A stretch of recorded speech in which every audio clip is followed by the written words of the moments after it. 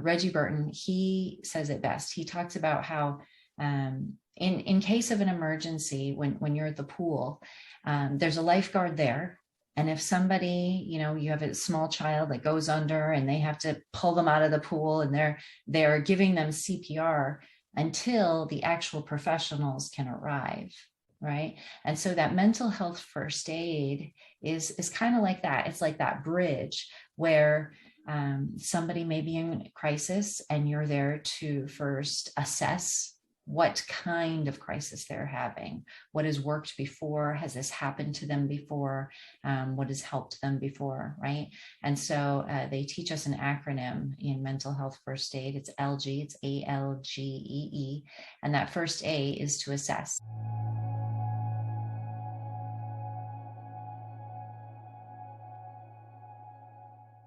Hey, welcome back to Normalize the Conversation. Today, I'm here with Christina, brand strategy consultant, keynote speaker, trainer, and mentor. Christina, I am so excited to have you on today.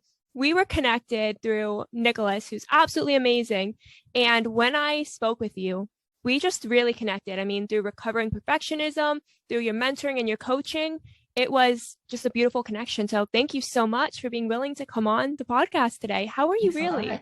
Thanks, Fran. I appreciate it. I'm doing well. I'm up, I'm down, as is life, but always moving forward as best I can, So I am sitting here in wonderful Las Vegas right now. The weather's perfect. This time of year is perfect. April, May, and then like October, November, my favorite months in Las Vegas. So yeah, it's great.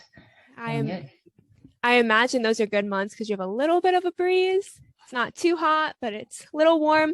I've only been during the summertime. I've gone twice in summer, and it is so hot. Yeah, it's really hot. I love the heat though, so it works out. So we're good. Plus, it's dry here and more elevated, so that really helps. In times of when my chronic pain might be flaring up or something like that. That always helps as well. Yeah. I did live in the Midwest. I grew up in the Midwest, in fact, and then I went back and lived there for a short time, and the pressure changes and the humidity changes they're a lot. So I like Las Vegas. It's definitely a good state. I don't know if I could live there because it's so dry, the desert. Yeah. I'm spoiled with Florida. I live right near the ocean. So I get that nice ocean breeze. The humidity on my hair is not my favorite thing, but definitely love the weather. Totally. So let's jump into mentoring because I have heard so many amazing things about you from Nicholas. Oh, thank you. So let's talk about what inspired you to start mentoring. I really feel like anybody can be a mentor, and you can do this on an individual level. I've seen these models work very well in organizations, nonprofit organizations, and also in businesses, small, medium, large businesses, where people can just share their experiences. And so for a long time, I didn't think that I could be a mentor because I didn't take a straight and narrow path. My sister, that's definitely my youngest sister. She knew what she wanted to be. She graduated from one of the top psychology school. She's always been in her field and her industry. And that's not what I did.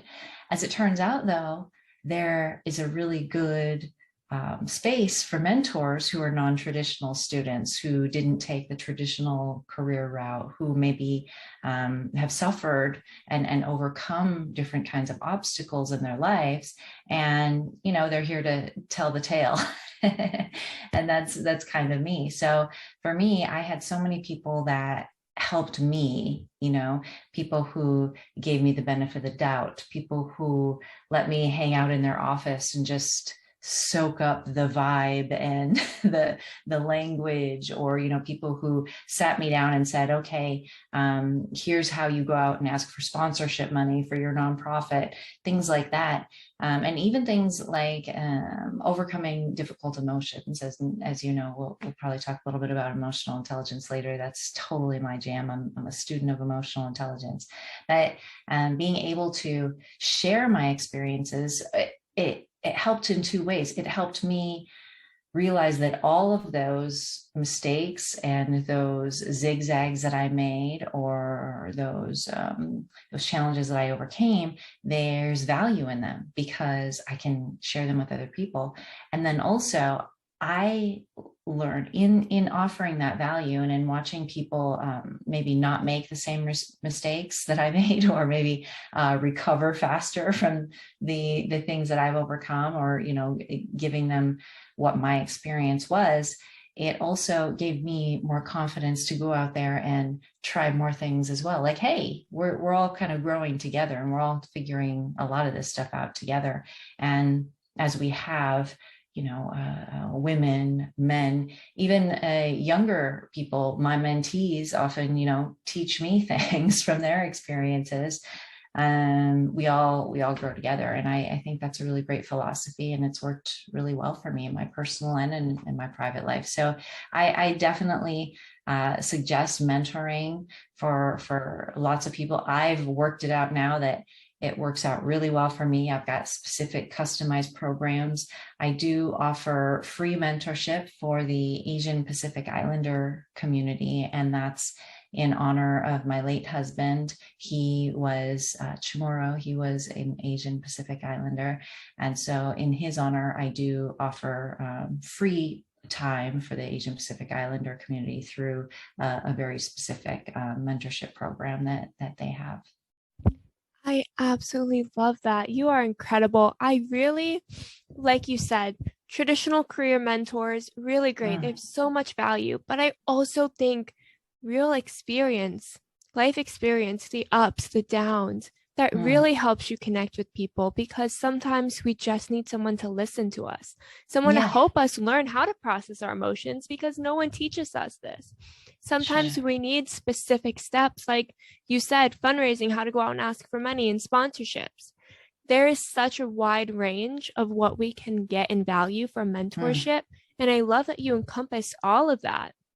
So, I just got a mentee. We were working for a few different months of trying to transition and negotiate in her career, and we were just able to secure a new position for her with all the benefits that she wanted, and it was really great. But at the start of it, she didn't even know how to search, much less plug into a network and listen to tech recruiters and points for negotiating your benefits and your salary. So anytime my mentees have a win like that, it's a win for me too. I love that. We don't learn this in school. I mean, I have one master's degree, working on my second, and I can tell you a lot of useless information, but I could not tell you how to find a job.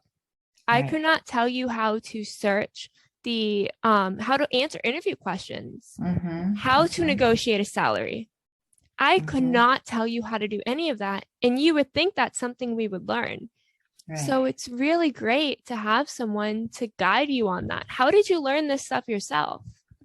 Well, I am a person, like I said, who's a student of emotional intelligence. And so I'm always looking to make heartful, purposeful, meaningful connections with my work and with people. So usually I always say that I'm very, very wealthy in people. And so usually if I don't have the answer, somebody in my network will. And so in the example of helping people, especially underrepresented groups such as women in tech, or anyone who might be African American, or for example, I have a couple of data scientist students. One is Vietnamese and Cambodian. These are underrepresented groups, and in that case, I like to connect them with other resources of people who have succeeded. So I have a person in my network who did hundreds of hours of studying for interview questions, as an example. And so I connected them and linked them up. I have somebody else who is a master at technical writing and technical communication. And so sometimes negotiating can be as simple as just a half an hour sit down, face-to-face with somebody who can give you some phrases, some key phrases to use in the negotiation process. And it's as simple as that. And most students and most young people, even, like yourself, like you said, you have you're working on 2 master's degrees, you have all of these technical information, but these small little connecting gaps of connecting emotionally, of having empathy for maybe the hiring manager or the recruiter or the interviewer and what they're going through, so you can really understand the behavioral dynamics that are at play when you're interviewing. And of course, like I said, practicing those interview questions is really important too. So pretty much everything that I do, how I work in my brand strategy consulting, when we're talking about websites or marketing campaigns or even mentorship, it's all the same. How are we connecting? And how do those values match up? And then how can we grow together? How can we lift each other up in that information exchange or energy exchange, which sometimes, it's time, sometimes it's money. Mm-hmm. Connections in our network are so important. And I think that's something that's so undervalued. In a Western culture, we're kind of taught, we live in an individualistic society. So we're taught to be the best, not to really trust people, to work to be above people. We're not really taught as much to collaborate. Even in school projects and group projects, we're often given like a rubric for our group mates, and we're supposed to judge them and give them a percentage as well. So we're kind of taught to compete against each other and to be the best, instead of to work together, to collaborate, to ask each other questions. Because when you're being graded on a curve, for example, the best person is going to be the highest grader, and that's it. So I think it's really amazing that you talk about your connections, your network, because I just think it's really undervalued, especially in a Western society. Well, and it's true, to a point. Although I am very competitive. Don't get it twisted. Right? I am very competitive.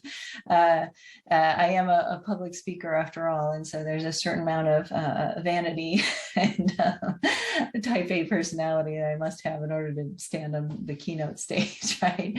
But the competition, I think, can be healthy competition. And there can be a balance of growing together and lifting each other up. And some people aren't about it, and that's okay, but most people are. And if you create that collaborative space, and I find often if you reach out and set that tone first, even if people are fearful or angry, which is still fear, right? Or insecure, which is still fear. If people are feeling fearful, lots of times you can create that space and within healthy boundaries, and you can kind of play in that collaborative space and show them and model. All right, here's an example. I have a collaborator that I've worked with for many years, where I build all of their websites. It's a small business, and they also have the opportunity, the first primary choice at managing our social media clients. Now, can I do social media? Yeah, I can. I don't really want to these days implement it.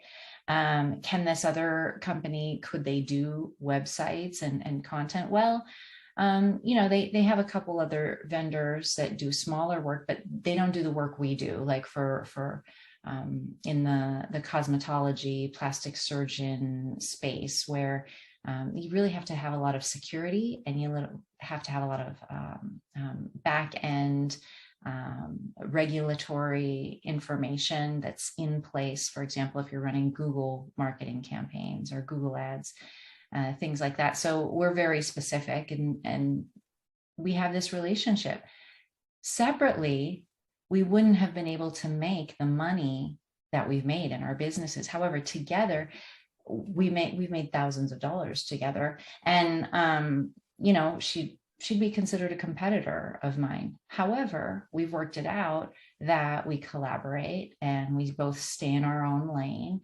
And again, together we grow and we go farther. So it's totally possible. And at the same time, I am competitive, right? So at the same time, my contract and our agreement does talk about the first right to refusal for her to help us with any of our social media clients or campaigns, things like that. So you can be collaborative and a little bit of healthy competition. It's really not all that bad. A little bit of competition is Uh-huh. definitely, I mean, I'm type A as well, as you know. We've talked about this. Yes, And we have.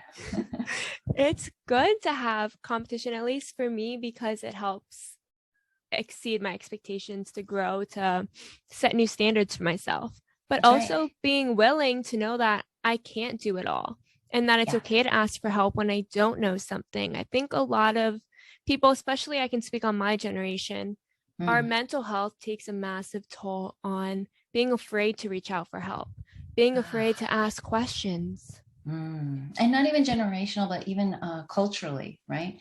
So I sit on board of directors for a mental health foundation. It's called the Avery Burton Foundation, and it's interesting how the topic sometimes around mental health, even when talking about culturally competent mental health help and assistance, they'll just maybe say, well, you need an Asian therapist. Well, no, don't come at me with an Asian therapist. Do you need a Vietnamese therapist, a Cambodian therapist, a Filipino, a Chinese, a Jap? My late husband, he was Chamorro, and they have what they call Chamorro pride, and asking for help, is a big sign of weakness in that context. And unless you have a therapist or somebody who really understands what that looks like and where that person is coming from, it's going to be really hard to apply Western medicine application to their mental health healing when your professional, the so-called professional, doesn't even have those resources or the competency within that context. It makes it difficult, makes it challenging. And if your health insurance, maybe for your job, says, all right, well, we're going to cover 6 sessions. Okay, well, it usually takes about 4 or 5 sessions, I always say, to kind of get a feel for that rapport and whether or not the therapist gets you or gets where you're coming from, or if you're going to be able to open up, well enough. And by that time, 4 or 5 sessions have gone by. Maybe you only have 1 session left and you're like, I don't know. Well, that's it. That's what your insurance is covering. And then what are you going to be likely to say? Are you going to say, wow, that therapy was great? Or are you going to say, therapy doesn't work for me? It works for some, but it's not for me, Yes, that Yeah, happens so much. I unfortunately. mean, so many people only get a few sessions and then they're Mm, like, I don't feel better. Some of it mhm, is expectation, some of it is mm, stigma, some of it's misconception, and some of it's that financial barrier. yeah. And I don't think this is, again, something that we don't speak about enough, because Mhm, it does take a while to build rapport. yes. I'm Yes. studying for psychology right now, and that's our short-term goal. So we're taught Mm, that up until the 3rd month, we're really still building that rapport. So it's yes. very unreasonable to assume we've made any real progress in 6 weeks. Right. Right. Or sometimes, maybe 6 months if you're taking 1 session a month. Well, an entire 6 months can go by, and anybody who's overcome or come through, I should say, grief or PTSD or anxiety or depression knows that, even 3 days can seem just like a lifetime sometimes. I mean, there have been times in my life where, my therapist was my lifeline. It just felt like I was just hanging on there until my next appointment in the next few days. And sometimes, that meant having a friend on speed dial or having a different kind of counselor or a different kind of tool that I would have to use to help me get through that. And if somebody's only setting therapy appointments once every month and they're still unsure about their therapist, well, it cannot be the best experience. I'm really, really interested in having a conversation about how we can get more diversity in our therapists in the US. 80% of therapists in the US are white. And it's tough when they may not understand where somebody's coming from. I mean, this is the melting pot, right? So we need representation from all different groups, in all different positions, genders, ages, in these various careers, around mental health. It's just not there right now. It is not. It really isn't. And like you said before, it's really helpful to have someone who understands your culture, your background, who can relate to you, who may have similar experiences as well. Right. It is so important. And yet there are so many barriers for us to get representation. Sure. The cost, going through it right now, the cost Yes. is so unaffordable for so many people. Yes. And when we have a field that is so high in demand, that has such a low supply to begin with, and that has very little diversity, we can't be making it that hard for people to become educated and get that degree and license they need to enter that field. This is a field that is essential to the future, and yet we make it so difficult. It's not easy. And the cool part though about that is that we're seeing these ancillary things come out, right? And so things like, I'm certified in mental health first aid for youth. They also have a certification for adults. And what that is it is a certification. You go take a full day course. Sometimes it's 2 days, and you learn about how to assist somebody who may be in a mental crisis. What kind of mental crisis? Is it induced by drugs, or is it induced by some kind of a chemical imbalance? Is this something they were born with, a brain dysfunction, or do they have neurodiverse kind of conditions? All of these things, and you can go through training. And I think that our co-founder or a founder for our nonprofit, Reggie Burton, he says it best. He talks about how in case of an emergency, when you're at the pool, there's a lifeguard there. And if somebody, you have a small child that goes under and they have to pull them out of the pool, and they're giving them CPR until the actual professionals can arrive, right? And so that mental health first aid is kind of like that. It's like that bridge where somebody may be in crisis, and you're there to first assess what kind of crisis they're having, what has worked before, has this happened to them before, what has helped them before, right? And so they teach us an acronym in mental health first aid. It's ALGEE, it's ALGEE, and that first A is to assess, and then L is to listen without judgment.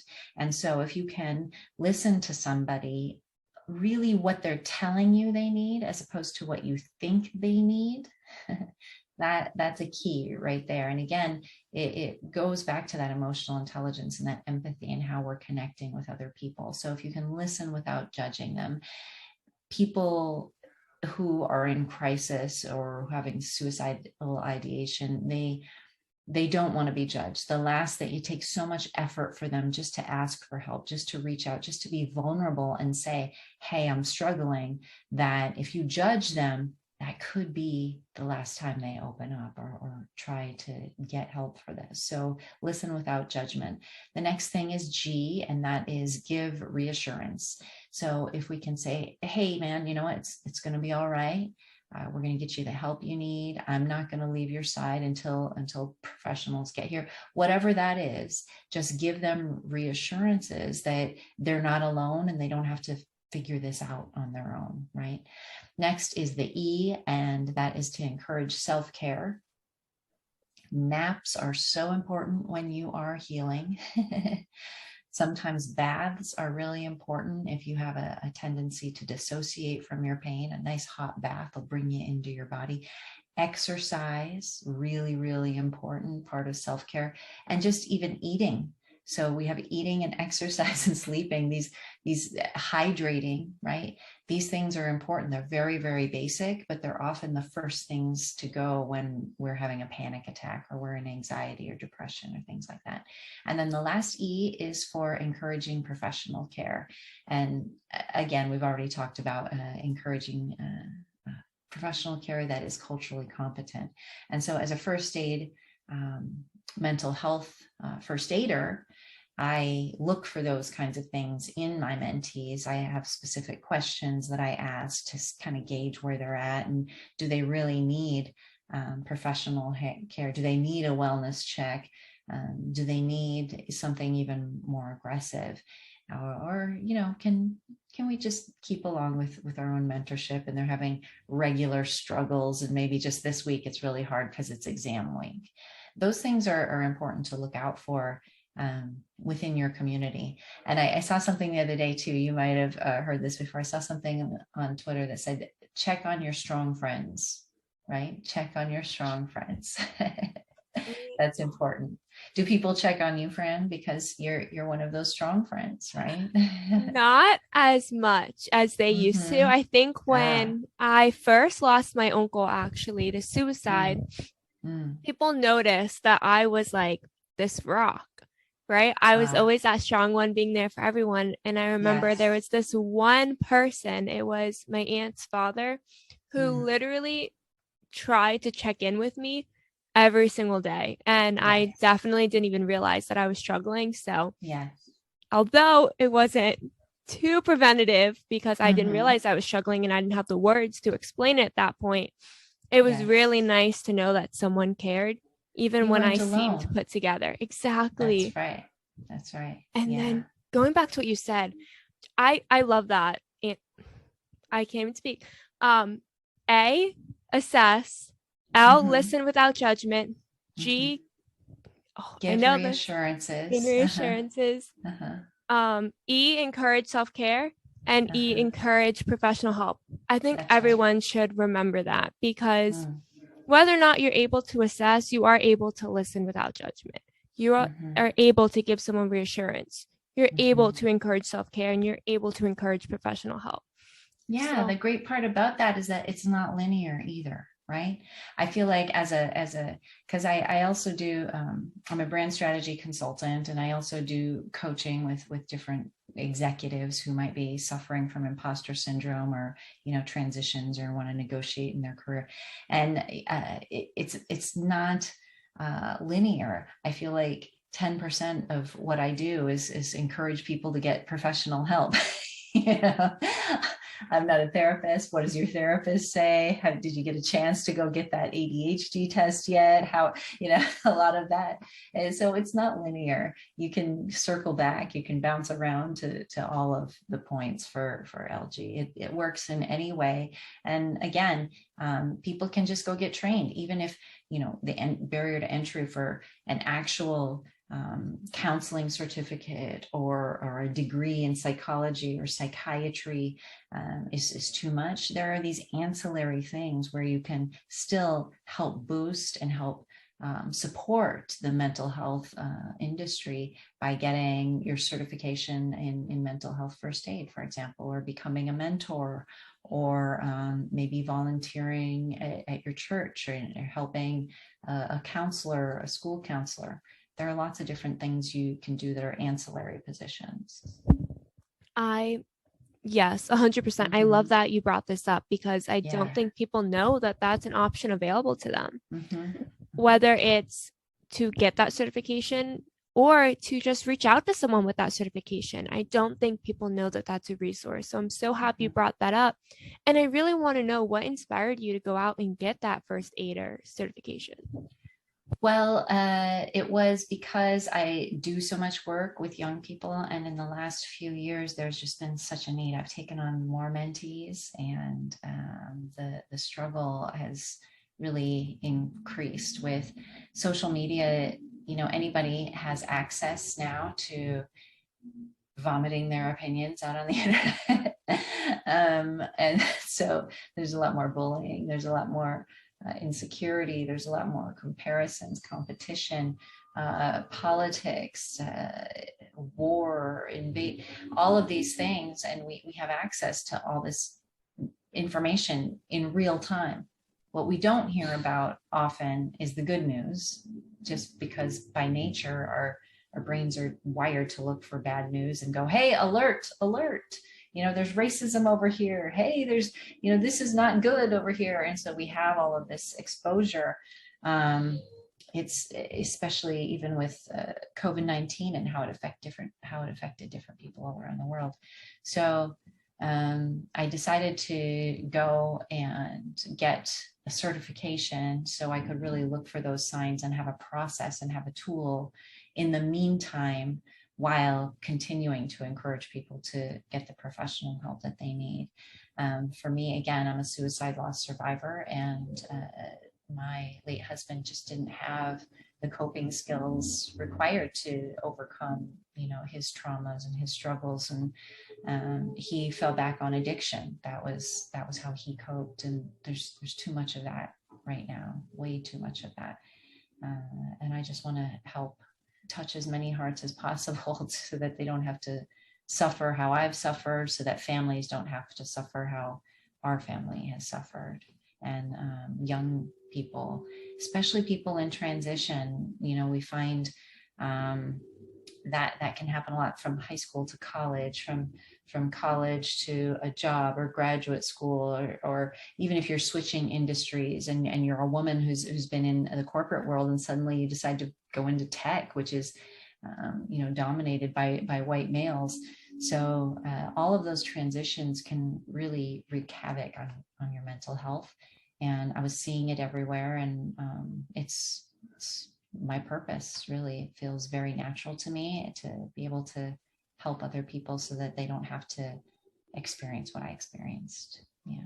It takes a lot of strength and a special kind of person to come from a place of pain and turn it into purpose and turn it into a reason to show up for people, to help people, to support people. A lot of people use pain and loss and tragedy just to sit in it and to use it as an armor to treat people poorly because they've been so hurt people. Well, and I've done that. They've hurt people. Yeah, you're right. I've been there, and the key is to have that self-forgiveness piece, so that even despite those behaviors, you go to sleep and you start the next day, and you just give yourself that grace that maybe you might give a young child who's throwing a tantrum, because really that's kind of what's happening. Yes. And forgiveness is so important. Who you were yesterday, the way you acted yesterday, does not have to be who you are today. That's right. And learning to forgive yourself for when you make a mistake. You're human. You have so many emotions. I mean, yes. So much happens. And like you said, with social media, we genuinely see what is happening around the world all day, every day. I get my news updates from Twitter. That's terrible. That's where I get mine too. I don't think that's terrible, because I get a wide range of news updates from Twitter, and they're immediate. So I'm okay with that.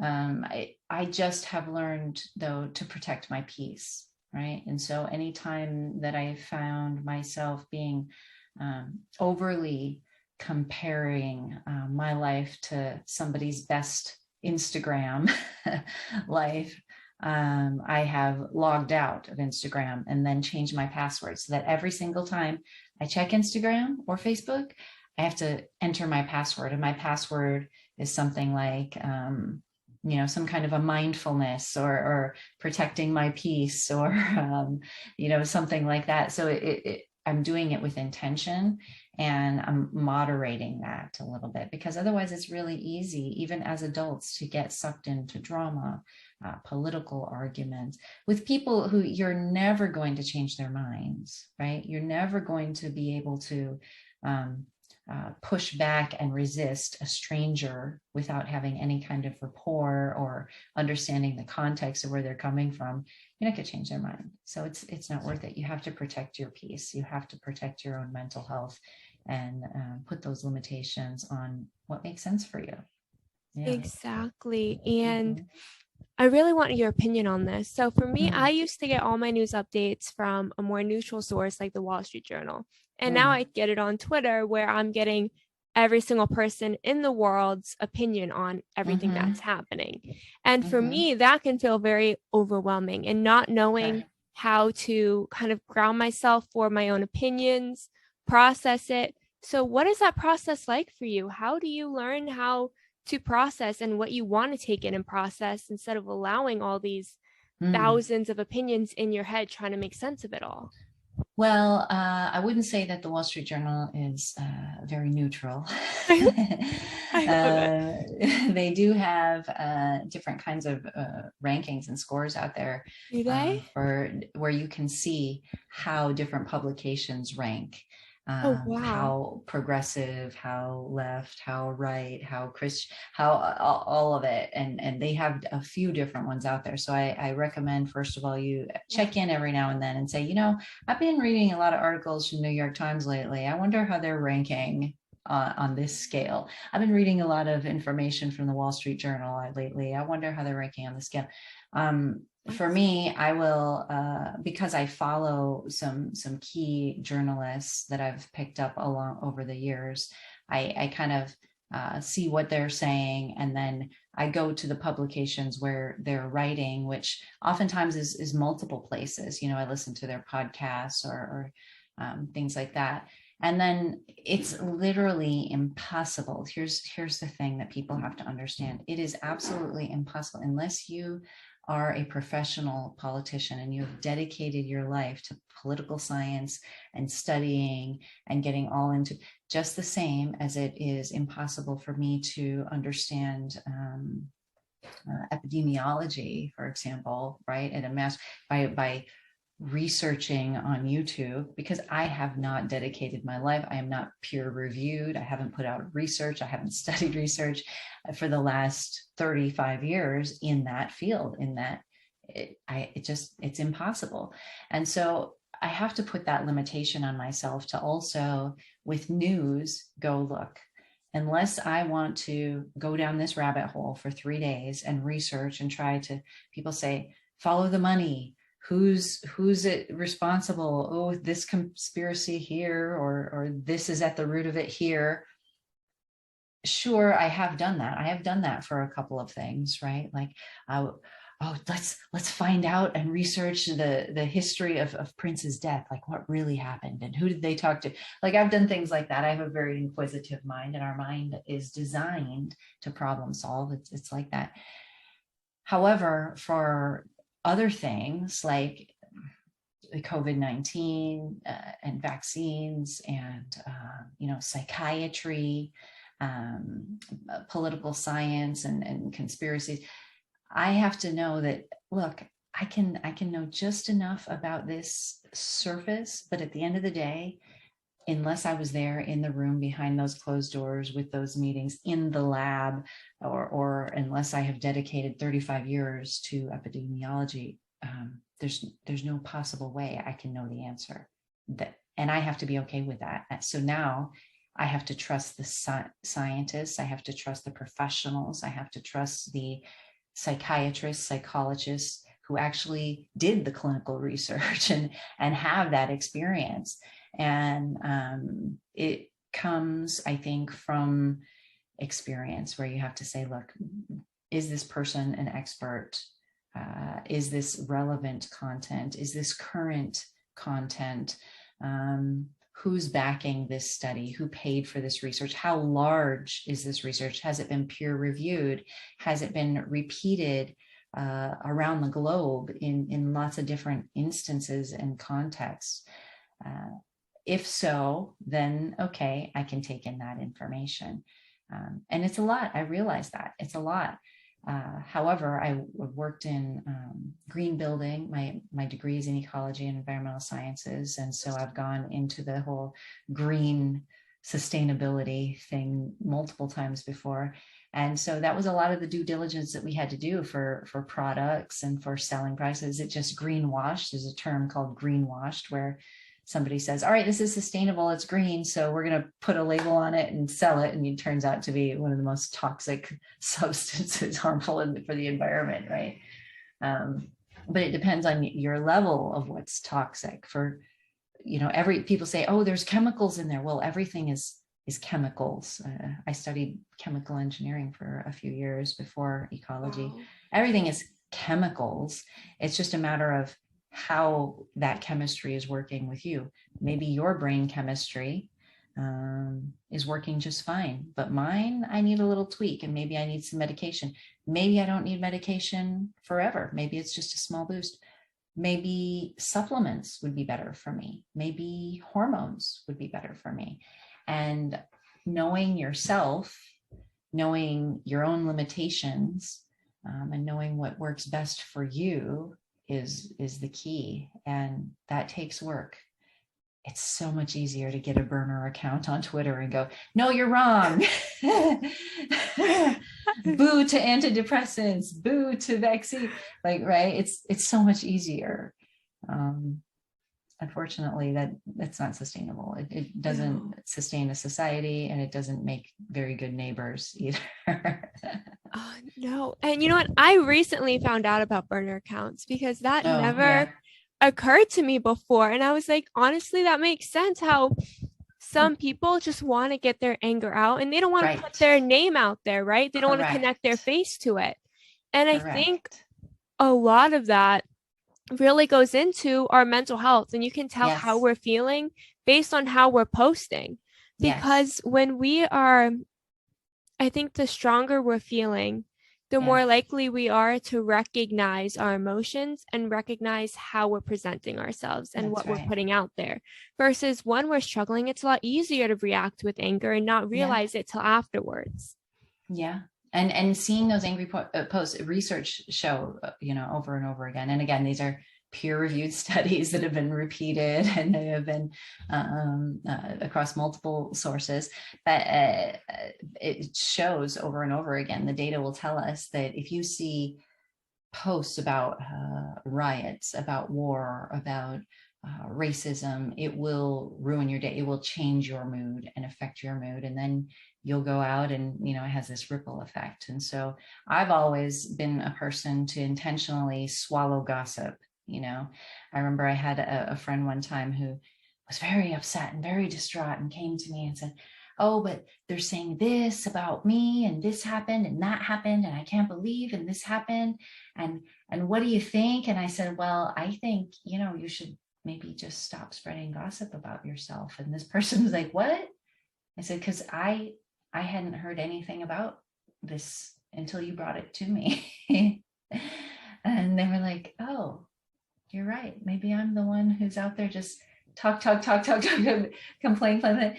Oh, and maybe just sit with your own emotions and see why you're feeling the way you're feeling and where that comes from, and then process it on your own instead of going out to other people and kind of emotionally, dumping on them, like, here, take my anxiety here, without actually processing it on your own. Exactly. I think we're so quick to react and respond, and a lot of times it just takes a moment to process and to reflect and to decide how we want to move forward and how we want to have a conversation about it. And I know for me that took forever to understand and to learn. I mean, I'm growing up in a generation where we order something on Amazon and it shows up on our door that day. Like, that's crazy that we get things like that. Yes, I want to watch a show. I don't even have to watch commercials. Sure. Like, I don't remember the last time that I genuinely, except for Grey's Anatomy, I watched Grey's Anatomy live.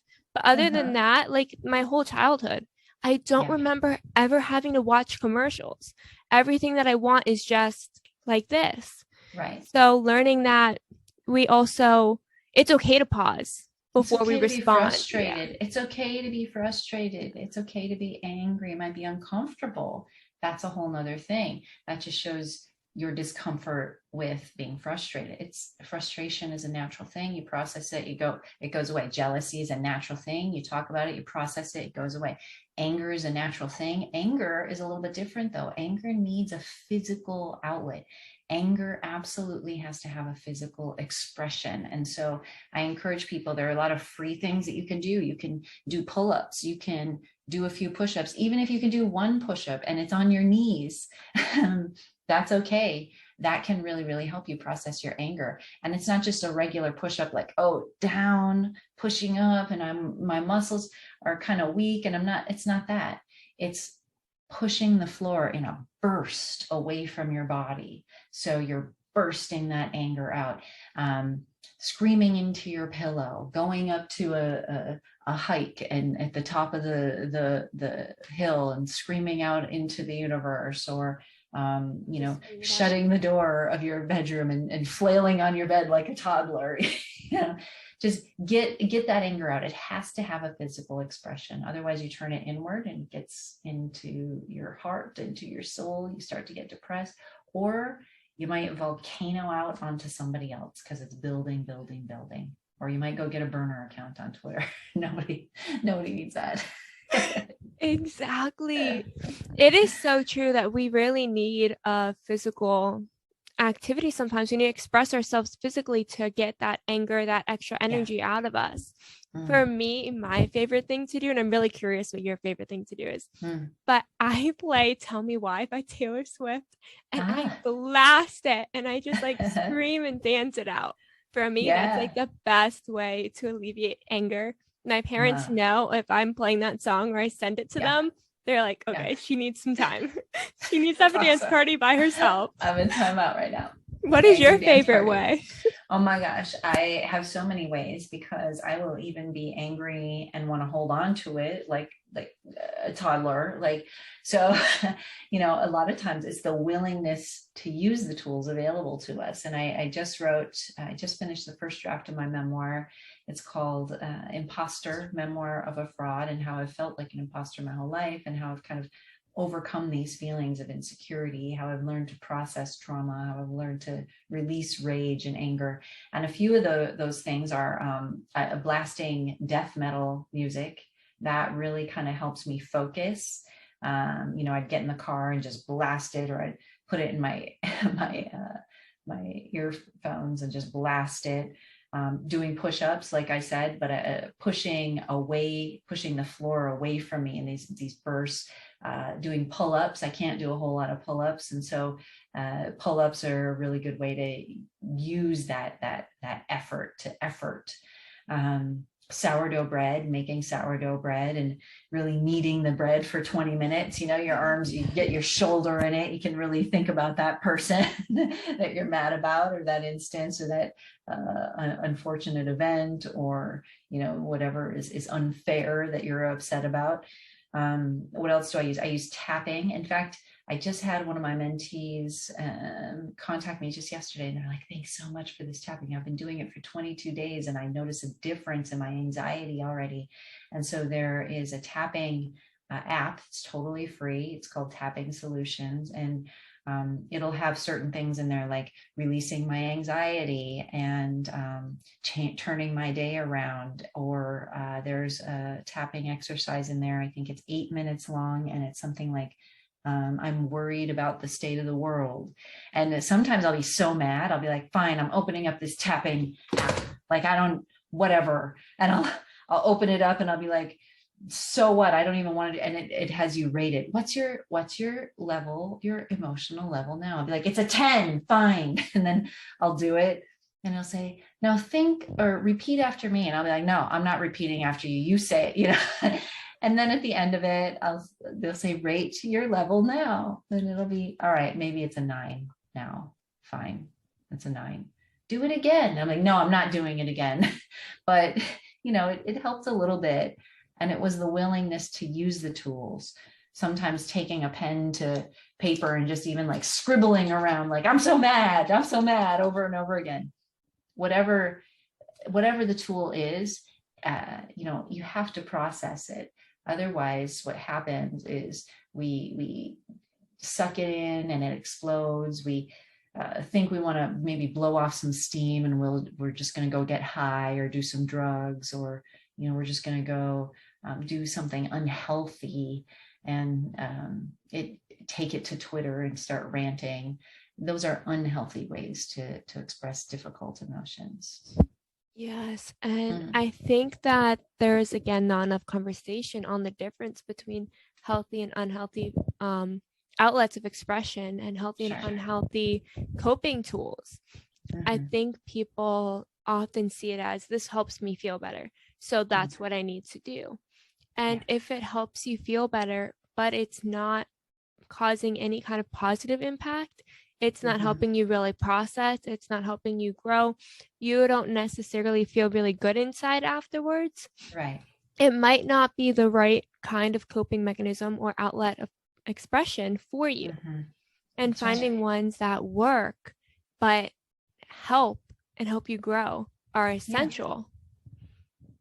Yeah, absolutely. And I apply the same thing to my businesses when we're creating as a brand strategy consultant, and whenever we're building websites or marketing campaigns or software, it's the same thing. Are we creating sales processes that are going to help your business grow and help your customers and clients really connect with your products? Or are you trying to, push emotional triggers that kind of feel sleazy, or tips and tactics that might be, kind of black hat SEO things that'll drive traffic to your website temporarily, but as soon as Google updates that algorithm, you're going to lose all that SEO anyway. And I have a saying that I really truly live by, and that is, how we do one thing is how we do anything. So I try to really work that into everything that I do: my mentorship, my coaching, and my consulting with my clients. I love that. That is so true. The way we go about one thing really is the way we go about everything. Yeah. On that note, I want to know, what's one piece of advice you have for someone who, let's go for a Gen Zer, who is maybe struggling, you're going through life transitions, your mental health is kind of declining a little bit. What's one piece of advice you could offer them? The thing that I think is really most important for all of us these days is to just treat ourselves gently. One of my dear friends, Nancy Gabriel, is one of the top mediators here in the state of Nevada, probably in the country, but I'm biased. She's amazing, and she always reminds me to tell yourself the truth in the kindest way possible, because if we're being hard on ourselves, chances are we're going to be hard on other people too. If I'm telling myself, oh, Christina, you're so stupid, why did you think about that, why did you do it that way, chances are I'm going to project that also onto my clients, into my relationship, maybe even our children. We don't need that, right? And so if you tell yourself the truth in the gentlest way possible, and just give yourself that grace and self-forgiveness for learning and exploring new ways to do something, or new ways to not behave. Maybe, oh, I learned how not to behave. All right, just start fresh the next day. Treat yourself gently, and tell yourself the truth in the kindest way possible. I love that. That is amazing advice. Christina, you have been just absolutely incredible. I'm so glad you joined me today. How can our listeners connect with you? I'm Lucky Girly Girl everywhere on the interwebs. So it's LuckyGirlie Girl, Lucky Girly Girl, on all social medias and on the internet. Yep.